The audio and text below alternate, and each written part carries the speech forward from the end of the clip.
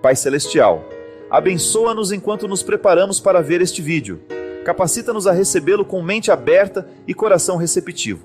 Que ele seja uma fonte de esclarecimento e direção, guiando-nos nas decisões que tomamos. Capacita-nos a assimilar os ensinamentos com sabedoria e a viver de acordo com os valores que ele transmite. Que esta mensagem nos fortaleça espiritualmente e nos ajude a ser luz para os outros. Amém.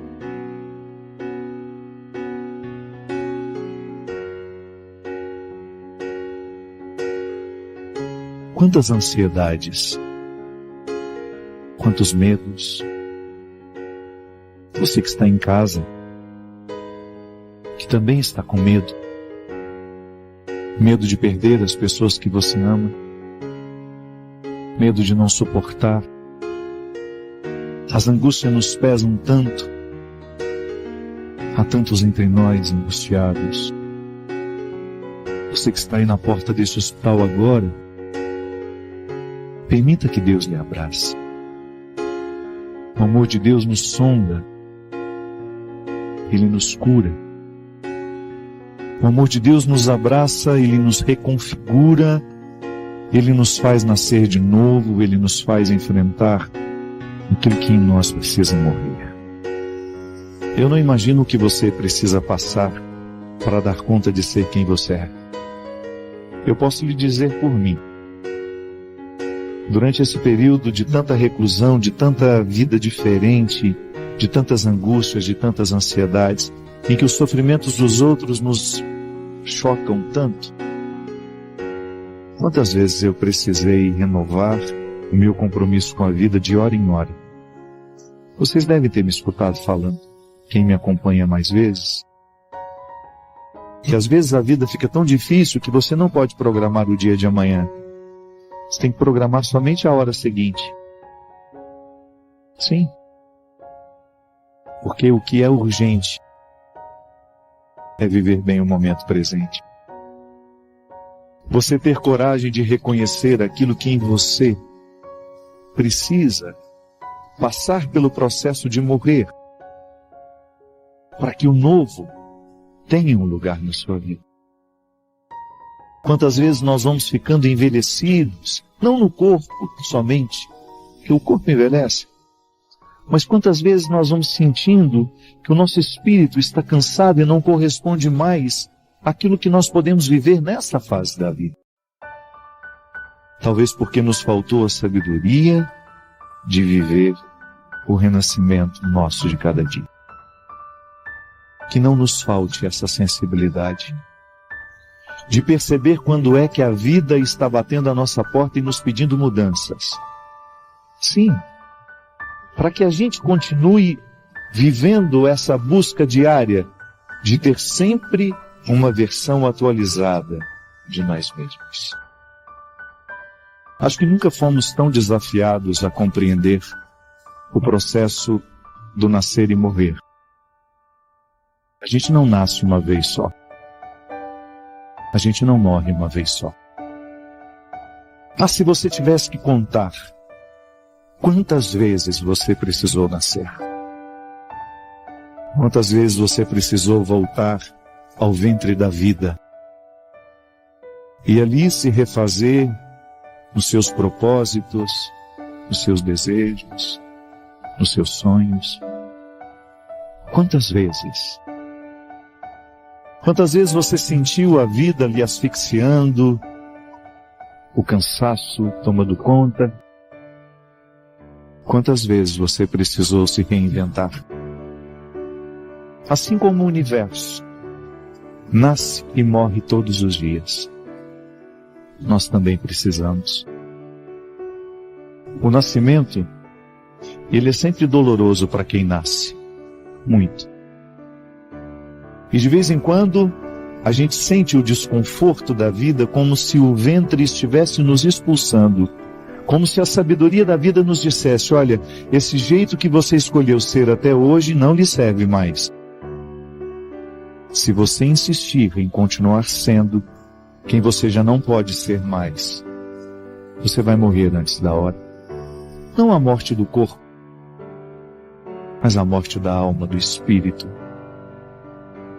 Quando você percebe que as suas satisfações não lhe satisfazem mais, ou os sonhos que você está tentando colocar em prática nem são seus. É a vida, então, fazendo um movimento de contrações e nos levando a assumir novas posturas, um novo jeito de ser, respirando profundamente, enchendo os pulmões de ar, de nascer de novo. O amor que eu amei ontem não me serve para hoje. Amor não se estanca. Existência não se estanca. Aquele que eu fui ontem, hoje eu preciso renovar. Se eu ficar insistindo em ser sempre o mesmo, eu me transformo num espectro, num fantasma. Mas se eu aceito o desafio do próprio universo, de buscar o rosto de cada instante, qual é a dinâmica que eu preciso hoje encontrar para viver bem a minha vida? O que eu hoje preciso fazer para que tudo fique mais harmonioso e mais bonito? Todo caminho é exigente. Ficar é exigente, partir é exigente. O mais inteligente é a gente escolher o caminho que de fato foi feito para os nossos pés. A autenticidade, é assim que Deus nos quer, autênticos. O diabo nos quer disfarçados, infelizes nos disfarces. Deus nos quer verdadeiros, pagando o preço que precisarmos pagar para sermos quem somos. Deve ser extremamente frustrante aos olhos de Deus que a gente não se torne quem Ele criou. Que eu estou aqui em processo de vir a ser. A filosofia me ajuda a entender isso. Quando você olha para a semente de uma árvore, o todo da árvore já está na semente. A única coisa que a gente vai fazer é plantar no lugar certo e cultivar. Mas ninguém inventa nada na semente, já está tudo lá dentro. Eu também. E eu sempre penso nisso. O homem que Deus criou eu ainda não me tornei. Mas eu estou a caminho. Estou tocando em frente para isso. A mulher que Deus criou em você ainda não se tornou, mas pode se tornar. Um pouquinho a cada dia. Esse é o movimento do Espírito Santo em nós, movendo-nos num movimento de autenticidade, onde há Deus não há mentira, onde há Deus não há disfarces, mas há vida plena, vida em abundância, vida em plenitude. Portanto, se quiser chegar ao melhor que Deus deixou em você, terá que viver como o boiadeiro, que sempre vai adiante, que não desanima e que vai vencendo um desafio de cada vez. A gente precisa lembrar que por mais que a gente alcance o topo de alguma coisa, seja lá do sucesso profissional, do reconhecimento público, a gente continua sendo águia pequena. Essa pequenez nos lembra que nós dependemos de Deus, e é lindo depender de Deus. Eu acho que não deveria caber arrogância, orgulho, vaidade no coração cristão. Eu acho que a pior vaidade, essa que eu luto todos os dias contra, é a gente nunca se sentir melhor que ninguém. Não. Sofremos todos do mesmo jeito. Temos tantos defeitos. A gente tem essas políticas hoje do cancelamento público, né? Eu fico olhando e fico pensando, há pessoas que nos irritam, né? A gente fica irritado com o comportamento de algumas pessoas. Mas a gente precisa olhar para tudo aquilo com muita humildade e pensar, eu às vezes também tenho esse comportamento. Eu às vezes também sou arrogante com as pessoas. Eu às vezes também não deixo o outro falar. Claro, a gente pode estar mais evoluído para isso, graças a Deus, a gente não está mais nesse lamaçal de de temperamentos, de comportamentos, muitas vezes rudimentares, sem o talho, né? Sem estar burilado. Não. Mas é só puxar um cordãozinho e aquilo que há de pior em nós vem à tona. A gente nunca pode se esquecer que nós fomos feitos para as alturas, sim. Deus nos quer sempre alcançando o que há de mais nobre. Mas nunca nos esqueçamos da condição de águia. Felicidade, minha gente, é você ter essa coerência. Você ser a pessoa certa, sempre. Porque Deus não errou com a gente. Deus nunca errou com alguém. Ele fez uma matéria pior que a outra. Não.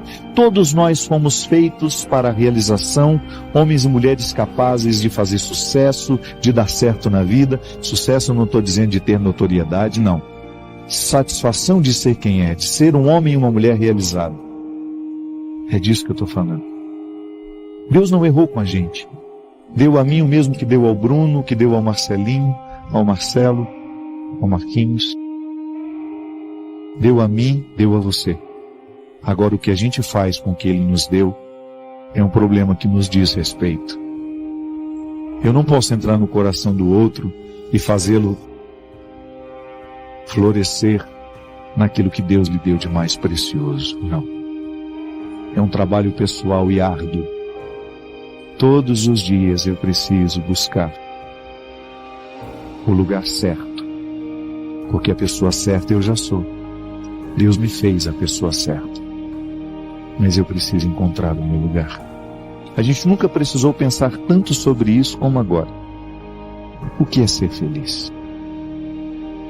De repente a vida nos reduziu tanto e pôs uma lente de aumento e você pôde perceber quem você tem e quem você não tem, quem você ama e quem você não ama ainda, qual o relacionamento que é maravilhoso e qual o relacionamento que é destrutivo. A lente de aumento está aqui.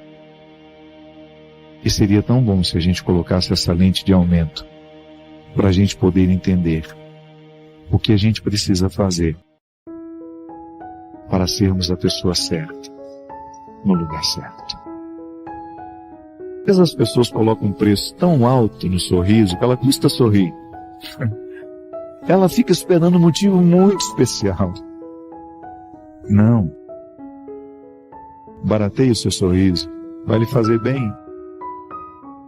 Comece a sorrir com mais facilidade. Não espere grandes ocasiões para celebrar. Nós não temos todo o tempo do mundo. Não há nada mais triste do que ver as pessoas precisando sepultar os seus amores sem se despedirem deles. Cobre menos pelo seu sorriso. Eleja qualquer motivo para você escancarar essa janela da alma. Comemore melhor as coisas. Não espere grandes oportunidades para você festejar. Às vezes nós ficamos esperando muito. Vamos esperar o aniversário de fulano de tal, o fim do ano. Não. Não sabemos quanto tempo nos resta. E é tão mais inteligente a gente celebrar o momento presente sempre que nós tivermos motivo para isso. Mas estamos sem dinheiro, não importa. Comer um pão na chapa, um café com leite, bem acompanhado, é muito melhor do que estar num banquete de pessoas estranhas. Celebre na pobreza, celebre na simplicidade, mas celebre. Celebre no hospital, mas celebre. Celebre no asilo. Busque qualquer oportunidade que você tiver de abrir um sorriso em alguém. Com o seu, é meio caminho andado. A maneira mais fácil de despertar um sorriso é sorrindo também. Cobre menos pelos seus sorrisos. Sorria com mais intensidade, com mais frequência. Porque o sorriso ilumina. Eu não quero perder tempo mais. Se eu tiver algum relacionamento de amizade, de fraternidade, de companheirismo, que seja para me ajudar a andar os caminhos de dentro. Tenho ficado mais seletivo com aquilo que eu quero viver, que eu acho que o mais bonito é isso. Estar sempre atento. Certa vez perguntaram a Buda: você é um santo? Você é um Deus? Você é um anjo? E ele respondeu: nada disso. Eu sou apenas um homem desperto. E nós precisamos viver despertos, cada vez mais conscientes de que o tempo que nós temos é o tempo presente. E eu preciso estar inteiro aqui agora, porque é a única forma responsável de viver.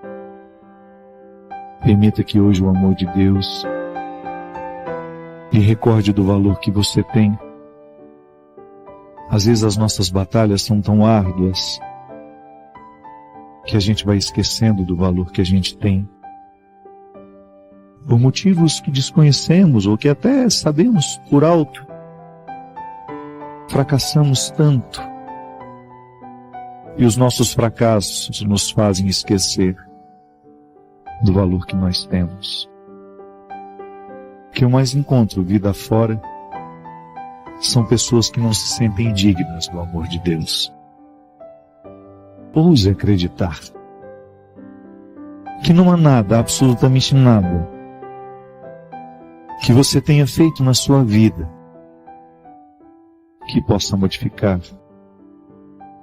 a decisão que Deus tomou um dia de lhe amar até o fim. Ouse acreditar. Perdoe-se. Não é justo com você levar no seu coração esse acúmulo de fracassos, de erros. Não importa como você esteja hoje, mas esteja em Deus. Com medo, mas esteja em Deus. Pode ser que o medo que você sente, a sua angústia, tenham lhe feito esquecer da presença dele na sua vida. E você pode me dizer: nem à igreja eu tenho ido. Muito pior que não ir à igreja é não ir a você, é não estar em você. Recolha-se. É neste lugar que Deus mora. É neste lugar que Deus está. É neste lugar que Deus permanece e não vai embora. Tome consciência da presença de Deus na sua vida. E peça que Ele expulse de você os seus medos, as suas angústias, a sua tristeza, a sua depressão. Por mais que você tenha se sentido sozinho, você não está. Quantas vezes eu não podia ser acompanhado por ninguém? É a pior solidão de se sentir. Quando a sua dor é tão grande que nada, nem ninguém pode lhe acompanhar. Não é o outro que pode lhe salvar. É aquela solidão que você experimenta, que por mais que o outro queira lhe ajudar, ele não pode. Há solidões que somente nós podemos curar. Acordando esse Deus que está dentro de nós. Ou melhor, acordando o conhecimento de que Ele está dentro de nós, porque Ele nunca dorme. Ele nunca dorme. Acorde para essa certeza que Deus está dentro de você. Que não há nada que você possa viver. Que não há absolutamente nada no seu caminho que será superior à sua força. Porque o Senhor está contigo. O Senhor é contigo. E hoje nós estamos aqui para recordá-lo que Deus está em você, procurando-lhe, está orando. E depois que você descobre que esse Deus lhe habita, você se torna capaz de ajudar tantas pessoas. Porque depois que você se acompanha da melhor companhia, você se torna a companhia mais agradável para quem passar na sua vida. Você saberá ajudar. Você saberá curar. Você saberá esclarecer. Abrir os portais das consciências para que aqueles que estão esquecidos, que Deus mora neles, possam ser recordados hoje, nessa noite. Cante comigo, acordando todas as forças do seu ser, para você vencer as suas batalhas, para você vencer as suas pelejas, para você se encher de coragem e ir em busca daquilo que é seu, do ser que você pode ser e que tantas vezes a sua preguiça existencial não lhe deixa alcançar. Mas um dia, num lar, que é um sentimento que nos ocorre, eu gosto de fazer essa distinção. Lar não é um aglomerado de paredes e móveis. Lar é um sentimento que nos ocorre. Eu estou às vezes diante de algumas pessoas que significam um lar para mim, porque me colocam no eixo da minha verdade. Eu fico tão à vontade que tudo aquilo que é meu eu sei oferecer. O outro me desperta naquilo que tenho de melhor. O outro me educa, o outro me faz pensar de forma elevada, o outro me faz sentir de forma elevada. E aí se eu identifico como amor. Meu Deus, como seria bom se todos nós tivéssemos isso.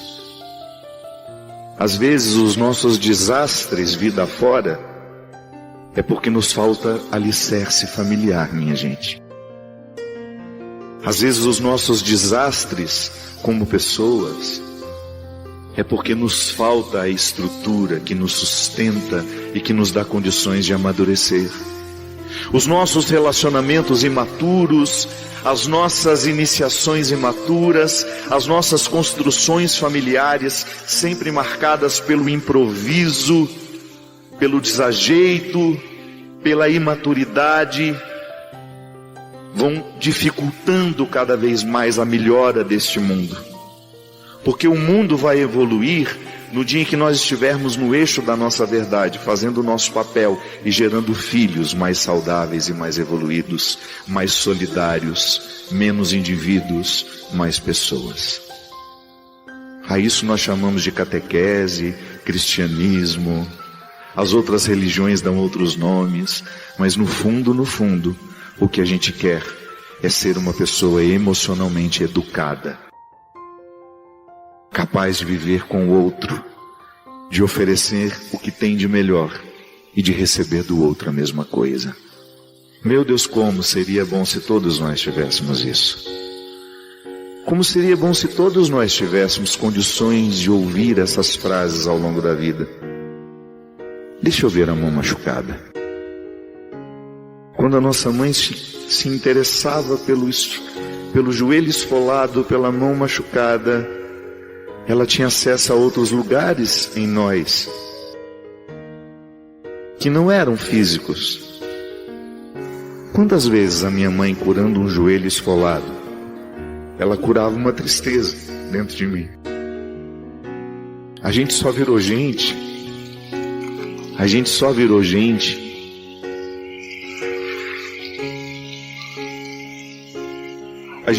gente porque alguém se interessava que a gente não dormisse tão tarde. Sai dessa cama. Se talvez a gente não tivéssemos escutado as repreensões que nos educam, a gente não daria nada nesse mundo. A gente teria sido movido pelas preguiças que são tão próprias da adolescência, quando a gente não quer nada nessa vida. Quando a gente acha que tudo é um desastre, e lá vem a nossa mãe pacientemente, ou o nosso pai, ou o nosso tio, aquele que tem acesso a nós. Sai dessa cama, pelo amor de Deus, você tem que estudar. Ou então quando nos autorizavam o contrário do que estava dizendo: filho, não chora. Aí é que a gente chorava mesmo. Porque nada nos faz mais chorar do que quando uma pessoa que nos ama e nos fala: não chora. Sabe quando você ama? É quando o seu choro é plenamente autorizado. Quando o outro não tem urgência em saciar o próprio egoísmo de não querer alguém sofrendo ao lado. Mas a frase não é para ser interpretada ao pé da letra, é para ser interpretada no seu avesso. Quando alguém que nos ama fala: não chora, é porque ela está nos dando o direito de chorar tudo que a gente precisa chorar e que às vezes a gente não tem direito. Eu costumo dizer que velório público é a melhor invenção dos últimos anos. Que lá você entra, chora e não precisa dar satisfações a ninguém. Entra, dá uma chorada e vai embora. Nós estamos muitas vezes proibidos de chorar. Porque às vezes você precisa chorar, mas não sabe por quê. E se você chorar na frente do outro, ele racional que é, por que você está chorando?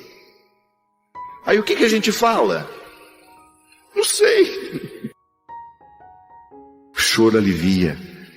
E os que nos amam sabem que às vezes um bom sorriso só é construído depois de muitas e muitas lágrimas.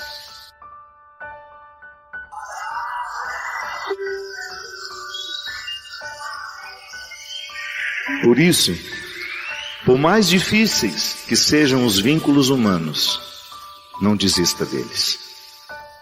São eles que nos educam.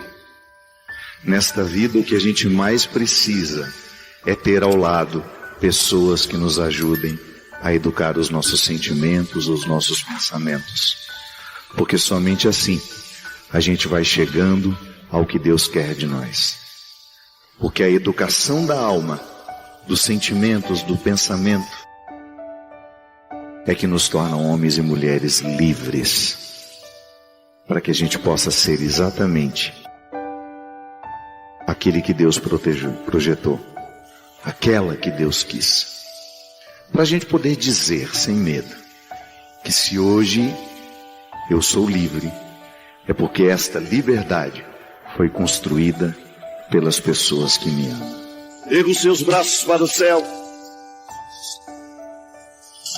Vinde, Espírito Santo, enchei os corações dos vossos fiéis e acendei neles o fogo do vosso amor. Enviai o vosso Espírito, e tudo será criado, e renovareis a face da terra. Ó Deus, que instruístes os corações dos vossos fiéis com a luz do Espírito Santo, fazei que apreciemos retamente todas as coisas segundo o mesmo Espírito.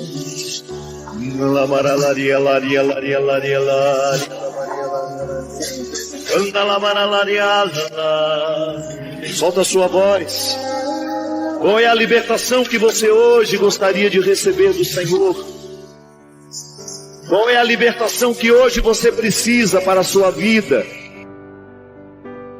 Os poderes de Deus estão em você, mas pode ser que o seu estilo de vida, a maneira como você se interpreta, tenha lhe impedido de conhecer os poderes do Espírito em você. O Espírito te blinda contra todo o mal.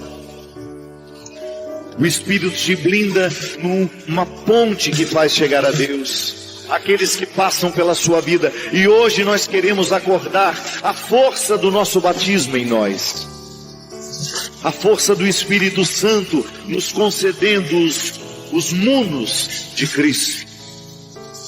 O mundo sacerdotal, para que você possa abençoar os que passarem por você, para que você possa derramar bênçãos nos seus trabalhos, com as pessoas que você convive.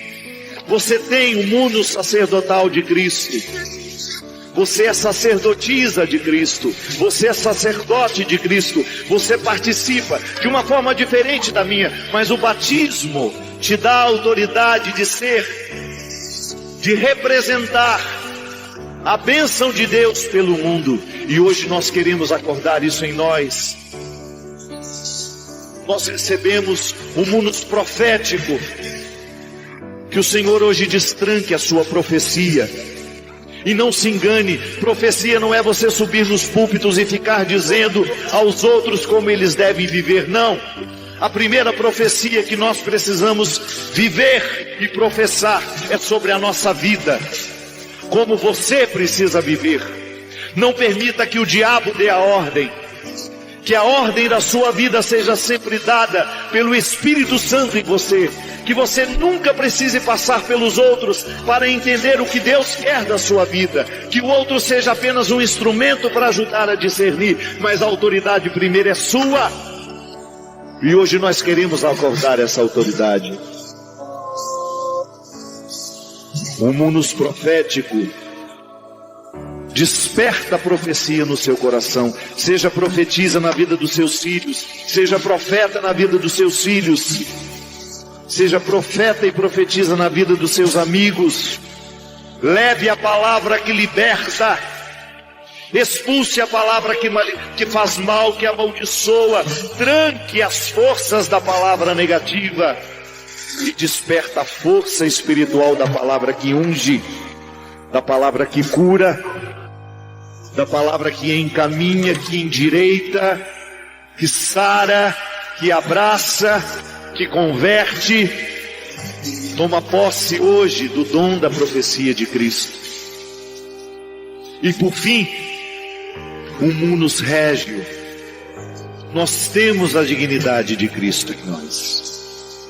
Que nada e nem ninguém venha ofuscar essa dignidade. Nós estamos coroados com a dignidade de Cristo.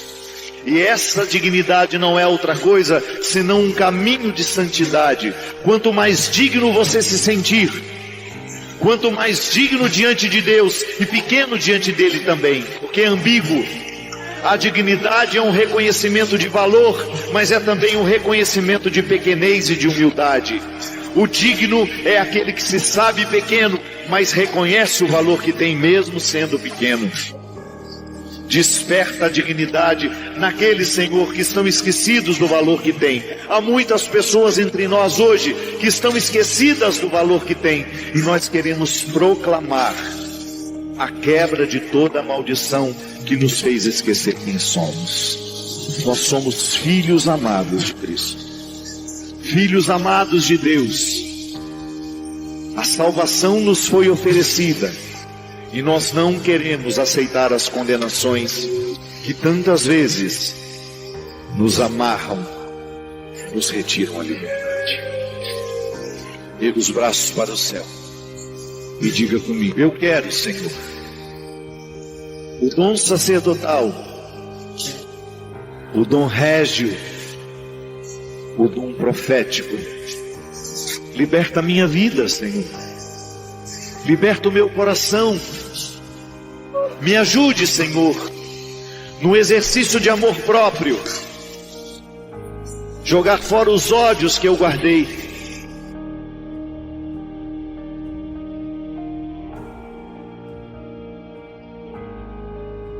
Ainda que não esteja comigo no meu dia a dia, essa fraternidade é possível quando nós identificamos que nós queremos o bem do outro, que eu queira somente o bem do outro. Marcas do que se foi, sonhos que vamos ter, como todo dia nasce, novo em cada amanhecer. Oh, oh, marcas do que se foi, sonhos que vamos ter, como todo dia nasce, novo em cada amanhecer. A conversão é isso. É quando você olha para tudo aquilo que está marcado em você, pelos acontecimentos, e você permite que a graça de Deus atue sobre aquele território que está machucado, sobre aquele território que foi ferido. Volto a dizer, o ano foi difícil para todos nós. Eu tive as minhas dificuldades, você teve as suas. Eu tenho as minhas feridas, você tem as suas. E agora, só que nós não queremos virar este ano permitindo que essas feridas continuem nos determinando. Nós só queremos que elas nos ensinem, que elas nos levem a tomar novos posicionamentos. É bom isso. É bom você perceber que Deus agiu na sua vida através daquilo que foi ruim, que Deus modificou suas perspectivas. Isso é conversão, minha gente. É quando nós damos a Deus de realizar em nós aquilo que sozinho nós não sabemos fazer, ou não temos coragem. Conversão é você dar a Deus o direito de realizar aquilo que você não consegue nem tem coragem de realizar sozinho. Tantas coisas no meu jeito de ser, eu não posso modificar sozinho. Posso fazer o meu esforço diário, mas eu preciso dessa ação de Deus. Conversão é cura, é modificação de rumo, é reorientar o rumo. Da mesma maneira como o dia nasce e me dá a oportunidade de ver todo o seu ciclo de novo. Amanhã nós teremos uma manhã, teremos uma tarde, teremos uma noite. Esse ciclo eu sei de cor, mas tudo o que acontecerá ao longo desse ciclo para mim será uma surpresa. Aonde vou, quem eu encontrarei, o que escreverei, o que falarei. E tudo isso pode estar a serviço da nossa vida. É você olhar para o ciclo dessa vida que nunca termina. Sempre teremos noites, sempre teremos manhãs, madrugadas, tardes, oportunidades, horas à nossa disposição. E agora? O que fazer com a hora que eu tenho? O que fazer com o dia que eu tenho? O que fazer com o novo ano que está diante dos meus olhos? O que no meu coração eu quero que neste ano seja mais nobre? O que no meu coração eu quero que neste ano seja mais elevado? Olho para as marcas que ficaram, olho para esses sonhos que eu tenho, concilio passado e futuro de maneira sábia, a fazer com que essa conciliação esteja me dando um presente de qualidade. Que apesar da vida ser difícil, nós nunca temos de parar de sonhar. A gente morre muito quando a gente para de sonhar. A gente morre demais quando a gente idealiza e não sonha. Quando eu acordo sabendo, da mesma maneira como o dia será uma surpresa, eu não sei o que ser. Por mais que eu tenha uma rotina programada, calculada, quem disse que Deus não pode me surpreender? Quem disse que alguma coisa de miudinha pode acontecer e me provocar uma alegria? Não sei. Quem disse que isso não pode acontecer? Então olhar para a vida que a gente tem, para este ano que a gente tem, é como se a gente desse a Deus o direito. Olha, Senhor, eu quero ser surpreendido por um novo tempo. Eu quero permitir que as minhas destruições, que tudo aquilo que ruiu em mim este ano, seja de profundo ensinamento, que me encha de sabedoria, que me conceda a graça de identificar tudo o que em mim pode ser ainda mais bonito. Que esse é o nosso desejo. É tornar cada vez mais o nosso jeito de ser bonito. Belo, justo, verdadeiro. A realidade é muito atraente quando ela condensa essas três realidades. Ela é bela, ela é justa, ela é verdadeira. Quando nós nos dispomos a viver o cristianismo, outra coisa a gente não quer, senão permitir que a beleza de Deus esteja refletida em nós, que seja refletida nas nossas atitudes. Como é que um cristão reconhece o outro? Na maneira como se acolhem. Eu posso dizer bonito que eu vivo o evangelho, que eu sou ministro disso, ministro daquilo, eu sou padre, eu sou profeta, mas se eu trato mal uma pessoa que se aproxima, eu dou um contra-testemunho para ela. Eu gero nela uma descrença do meu cristianismo. E o pior, eu fico descrente de mim mesmo. Que a grande armadilha do diabo em nós é quando ele nos faz ficar presos a essas mesquinharias que desabonam o que nós sabemos do nosso cristianismo. Porque não é o julgamento do outro que me derruba, é o que eu me faço quando deito a cabeça no meu travesseiro e eu sei que eu não agi de maneira cristã. É assim, minha gente. Cada vez mais permitindo que essa luz chegue na nossa consciência, transforme radicalmente o nosso jeito como olhamos para nós, o jeito como olhamos para o outro, essa luz que inunda o nosso quarto, retirando tudo aquilo que é penumbra que nos faz tropeçar no meio do escuro. Quando o quarto está escuro demais, é um perigo andar nele. A gente tropeça, a gente pode se machucar. Uma mente que não está iluminada por Deus, ela se machuca o tempo todo. Por quê? Porque lhe falta essa luz que lhe orienta, que lhe permite andar com segurança. e Deus ilumine cada vez mais a nossa consciência. Esse é o projeto de vida que nós precisamos ter para 2015. Que a nossa consciência esteja cada vez mais iluminada, para que Deus nos dê condições de reconhecer onde é que nós erramos, onde é que nós somos mesquinhos, onde é que nós não estamos agindo de maneira bela, justa, verdadeira. Aí sim nós estamos adentrando o ano como todo cristão precisa adentrar. A responsabilidade que nos coloca semeadores da vida que queremos colher. Por isso, seja honesto. Olhe para as sementes que você tem semeado na sua vida, olhe para as sementes que você tem semeado na vida do outro. E perceba se essas sementes vão gerar coisas boas ou vão gerar coisas ruins. Porque esse milagre Deus não faz não, viu? Se eu semeio coisas ruins, é bem provável não é certo, de que essas sementes me trarão frutos muito, muito, muito ruins de serem saboreados. Agora, se eu me esmero através de uma consciência iluminada, propostas novas, eu quero ser um homem novo, você pode ser uma mulher nova, um homem novo, jogar fora todas essas sementes ruins que nós levamos nos bolsos, a semente do ressentimento, a semente da mágoa, a semente do rancor, da mentira, da fofoca, do ciúme, da posse, a semente da arrogância, da prepotência, marcas do que se foi, sonhos que vamos ter, como todo dia nasce novo em cada amanhecer. Obrigado pela sua companhia. Derrame sobre nós a bênção do Deus Todo-Poderoso, Ele que é Pai, Filho e Espírito Santo. A relação sempre foi muito tranquila, ela está dizendo, muito companheirismo. E ela coloca uma coisa interessante aqui.